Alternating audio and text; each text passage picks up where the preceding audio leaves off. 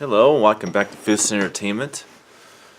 This time for my review of 1984's Star Trek III: The Search for Spock. Now that I kind of get into these movies, I can kind of tell you that this is actually my third favorite Star Trek movie out of all of them.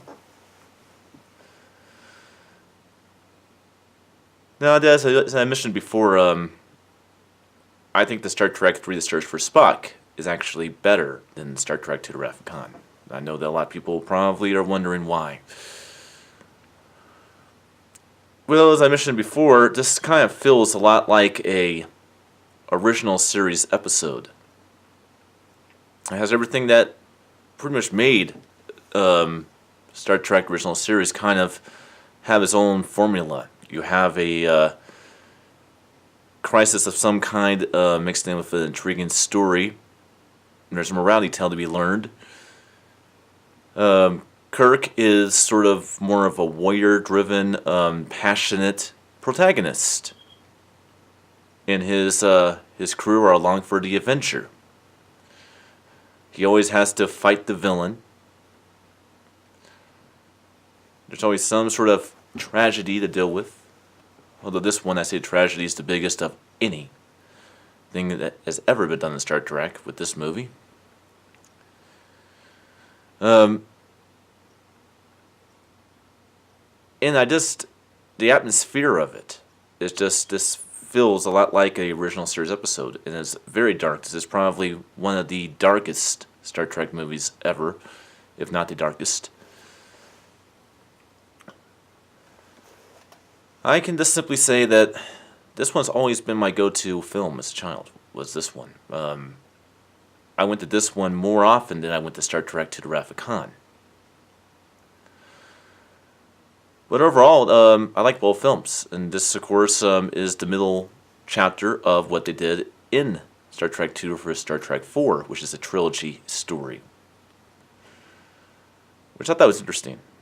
That had never really been done before in movies until this point. And I think the overall flow of the movie. And this film also had Christopher Lloyd in it. And a lot of people don't even remember that. You actually had the guy who plays Doc in Back to the Future playing the villain in this movie. Which I thought was kind of cool.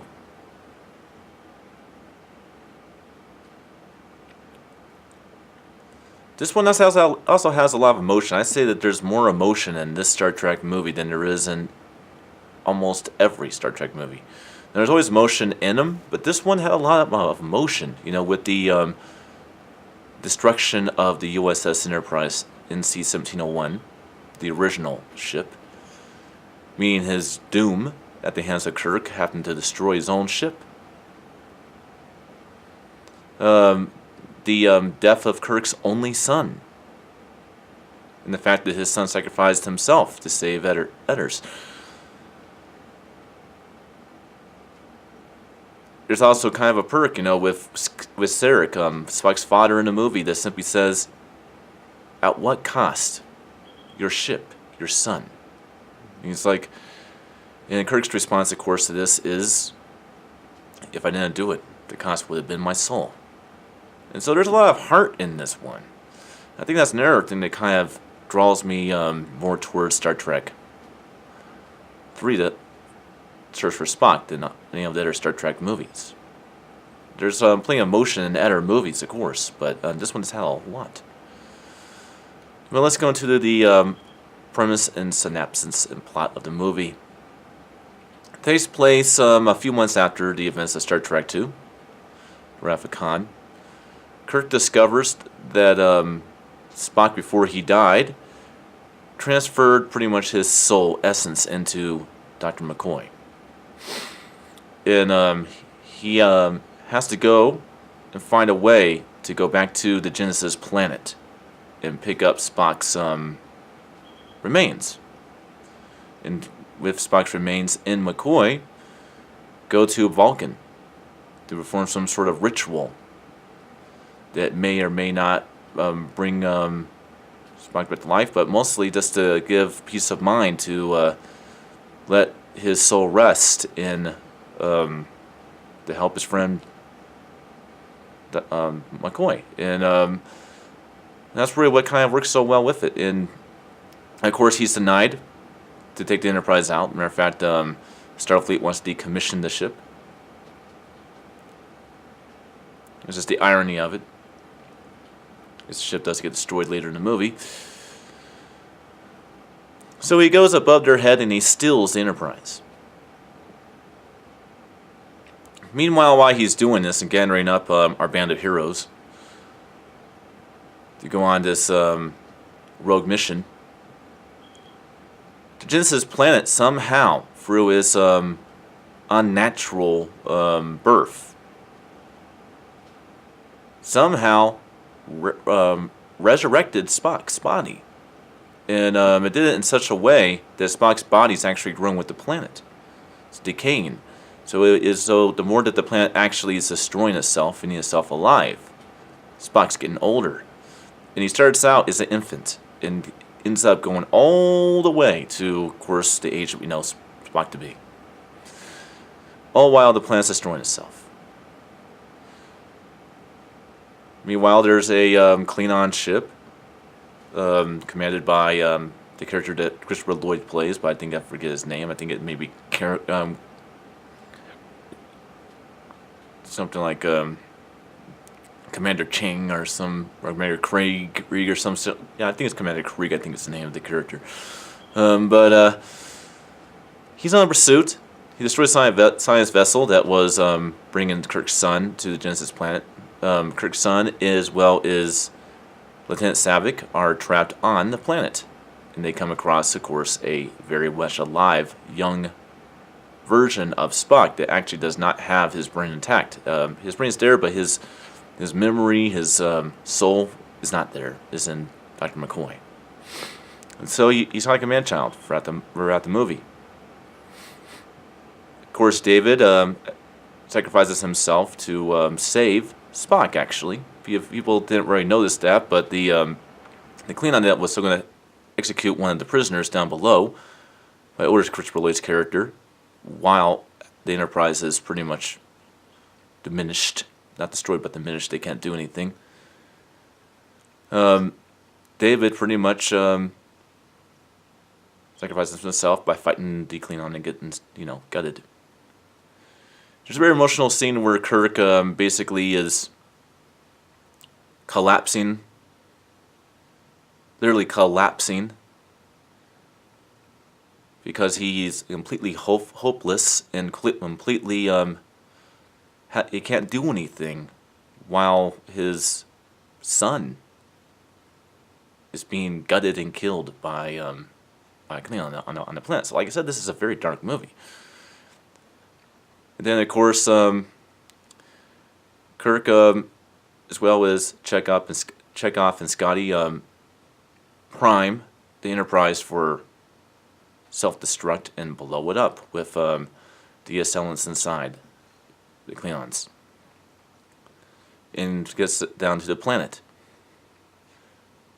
Then we have an epic battle between Kirk and Krieg, which kind of reminded me a lot of, like I said, a original Star Trek television series episode where Kirk would fight the villain, whether it be one of his own that became like a godlike being and Where No Man Has Gone Before, or Khan in Space Seed,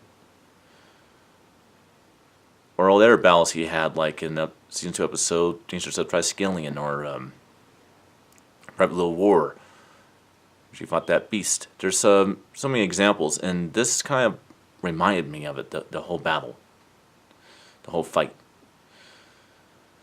And of course, they take the Klingon ship, which they have confiscated, and get the Vulcan, and Spock gets his marbles back, basically. The way that McCoy, sorry, the way that McCoy, the way that McCoy would put it, he gets his marbles back. And they kind of have a reenactment of the final sequence in which Spock died in the second Star Trek movie. And that's pretty much how the movie ends. Which, of course, will lead into Star Trek IV: The Voyage Home from 1986.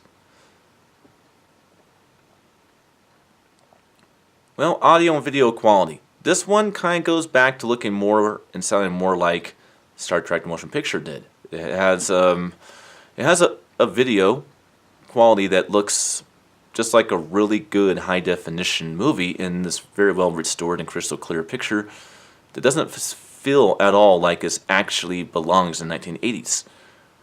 And like I said before, I had no problem with Star Trek II Wrath of Khan's picture quality. I just pointed out that it had a nostalgic look to it.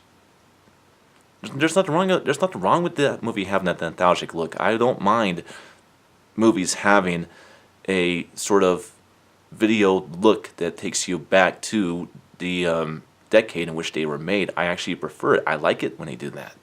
I also liked it when they did it with Star Trek Wrath of Khan. But after watching Star Trek Motion Picture, which does not do that, it just kind of stood out. Well, this one, it's more like Star Trek Motion Picture. It doesn't look like it was made in 1984. It looks like it was made today. And doesn't try to have a sense of nostalgia when it comes to the overall look of the movie. This one, I was alive when this one came out. Came out when I was 1 year old in 1984. So for most part, I grew up on these movies, which is very interesting.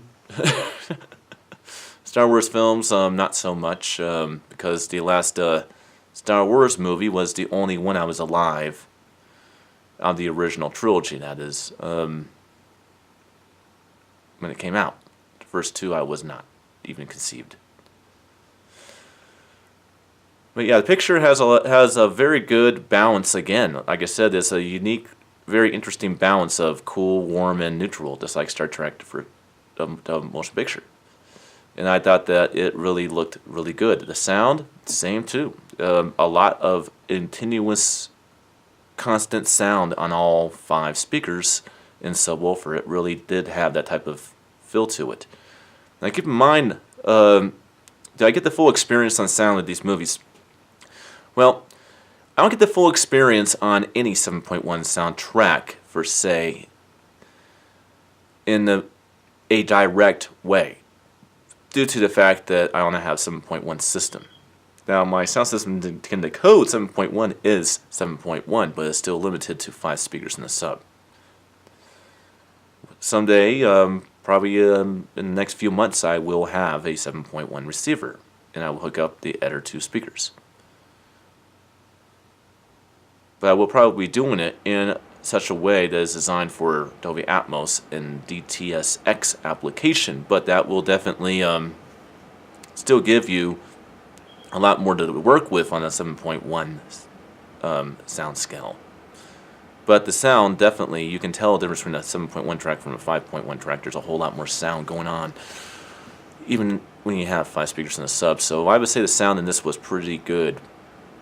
Now, one day I probably will be re-reviewing the Star Trek movies, because let's just face it, all these movies will probably be in 4K. Like, for example, I can almost guarantee that you'll have a new James Bond box set in preparation for the next movie, which comes out in February 2020, which will have the movies in 4K with entirely new sound. Most likely DTS:X, but I would actually prefer Atmos, but we'll see what happens. And of course, the Star Trek movies. We already know that the J.J. Abrams films, which includes, of course, okay, I'm just going the wrong way then. That poster right there. That poster's from the first J.J. Abrams film. Well, obviously the J.J. Abrams movies are in 4K already, but I'm pretty sure we'll have that with all the other films. Well, enough of that. That is my thoughts and opinion and views of 1984 Star Trek: The Search for Spock. I hope you enjoyed, and I will see you guys next time for my review of Star Trek IV: The Voyage Home from 1986. Until then.